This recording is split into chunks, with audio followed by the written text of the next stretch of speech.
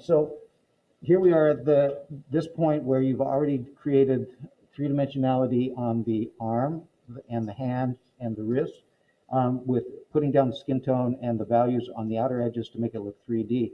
And we also put in all these textures right here, right? So we developed those mostly with tone and stroke more than tone actually. Remember, tone is basically a flat area, whereas stroke is a short version of a tone. So it's kind of the combination of a line and a tone for a stroke. And in developing it, you want to look closely for highlights and lowlights and develop those too, because they're part of the texture that you're developing. And every once in a while, some of these became lines, because in fine detail, you do need to use the point of your pencil, but the majority of them are darker versions, right? So you're using your pencil this way rather than this way. You do need your B pencils for this. Notice I've got 4 of them here. They're all different B pencils. Your eraser, I do recommend that you use one of these pencil erasers to help you get it on screen, help you to get into fine areas. So I could create a higher highlight right there without damaging the work. Then I use my drafting brush to sweep it away. So that creates something that gets into those little tight areas a little bit more easily. And then I can soften it up with my pencil if I need to. I don't use my tortillon, but if you do, don't do this. That just smudges and smears everything and makes it gray. We don't want it to just be gray. We want it to have contrasting values and using good strong tone. I want to talk about this. This is not the same branch that I use for this finger, but it's pretty close to it. And it's got a broken edge to it. And notice that it kind of evolves from the finger's contours to the branch, but it's very similar in the branch. So I like it there. But I could have used a flat piece of wood like this instead. It's up to you. And I put down a basic tone, and then I added into it values to make it look like it's getting less light at its outer edges, just like the hand and the palm. And I want to disguise the pencil lines. And I have artistic license. If I like this, but I don't like it there, I can put it there, which is what I did. I moved it, right? As an artist, I have the ability to do those sorts of things. There's a little hole here, so I moved it into a different place, and it's just a darker value. So it looks like it's getting less light in it. So you want to just keep developing it as we've been doing with the other textures. Now I can start putting in the wood grain, all these little stripes of darks and lights.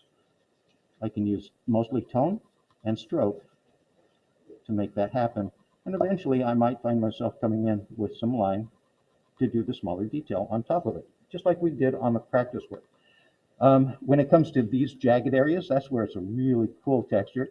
And you do make strokes that look like they're textures getting more light and less light, going right up to your outlines.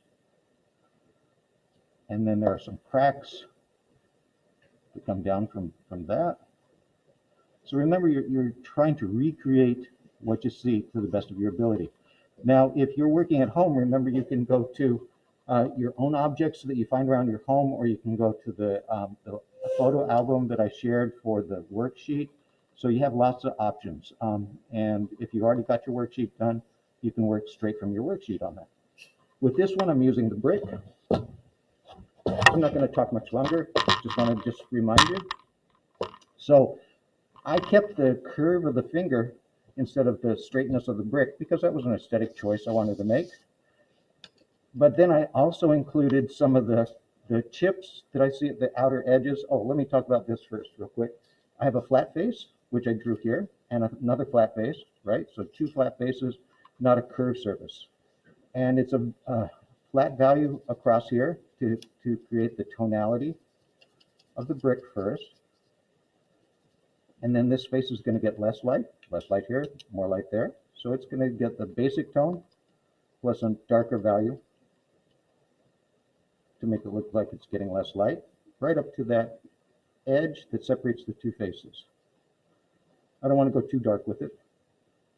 And it's basically a flat value because it's a flat surface. It reflects the light back flat, back to your eyes. It's not curved, and it doesn't have anything blocking the light. Then I've got little cracks and chips that I've recreated. Let's do the front face, and they just get less light in them, and they break that surface up a little bit, makes it a little bit more interesting and a little bit more realistic looking. There's some little cracks and crevices as you've already practiced in the worksheet. So you want to try to recreate those as you're developing your skills or as you're developing your project. So as you're working, don't forget to use your cover sheet to protect your work. The cover sheet is going to help you to maintain the quality that you've already established. If you don't put it there, all of this is going to get messed up while you're working on those. Each one of these fingers should take you a minimum of 5 minutes to do, maybe up to 10 or 15 minutes, depending on the difficulty and the quality effort you're putting into it. Let's go to work.